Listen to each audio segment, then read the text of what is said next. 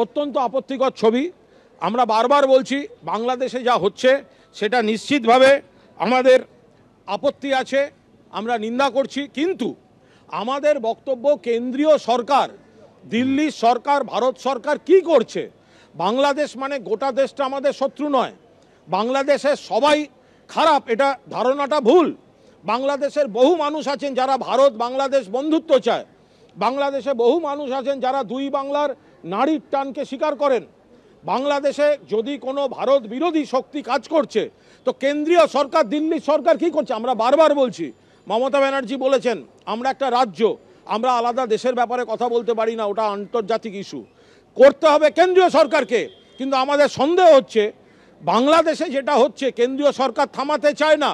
কেন্দ্রীয় সরকার ওটাকে ব্যবহার করে এখানে হিন্দুদের ভোট মার্কেটিংয়ের জন্য তারা এই ঘটনাগুলোকে ব্যবহার করছে। এটা অত্যন্ত উদ্বেগজনক। এটা কেন্দ্রীয় সরকার, বিজেপির সরকার, তারা নিষ্ক্রিয় হয়ে বসে আছে, ভোটের রাজনীতি করার জন্য আগুন নিয়ে খেলছে। আমাদের দাবি অবিলম্বে কেন্দ্রীয় সরকারকে কড়া বার্তা দিতে হবে। লজ্জার বাংলাদেশ। এবার কুমিল্লায় জুতোর মালা পরিয়ে ঘোরানো হলো ৭১-এর মুক্তিযোদ্ধাকে। বাংলাদেশের সংবাদপত্র দৈনিক ইত্তেফাক সূত্রে খবর, বাংলাদেশের টেলিভিশন চ্যানেল দেশ টিভির ক্যামেরা ধরা পড়েছে এই লজ্জার ছবি।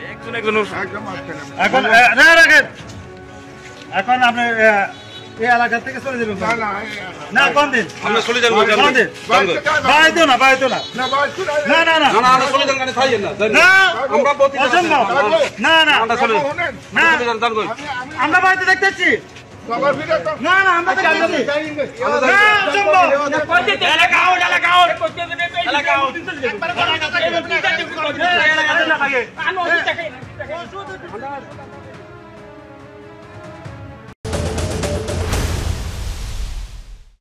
বাংলাদেশের কিছু মানুষ আছেন বলে মনে হয় না।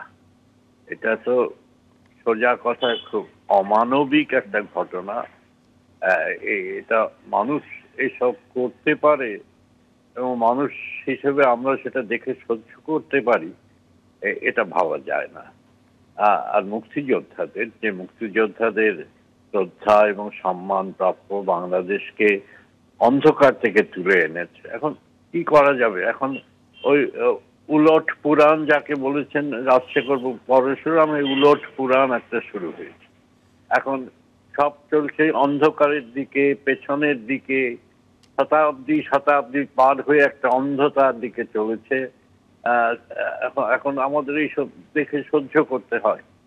এটা লজ্জার কথা, মানবতার পক্ষে একটা লজ্জার কথা।